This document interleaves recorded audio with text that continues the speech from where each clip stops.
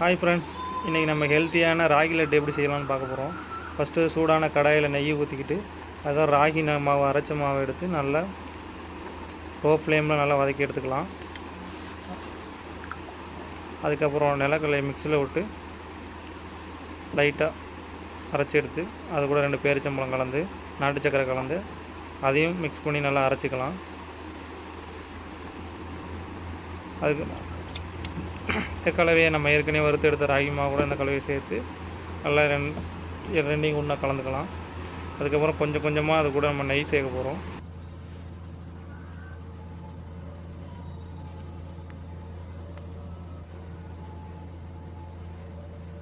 நெய் சேர்த்து நல்லா கிளறி விட்டுக்கலாம். இது கூட திருவின பாதாம், முந்திரி, உங்களுக்கு என்ன நட்ஸ் இருக்கோ அதை திருவி அதை போட்டு அதை சேர்த்து உருண்டையாக பிடிச்சிக்கிட்டு இது மேலே லைட்டாக துருவின பாதாம் தூவி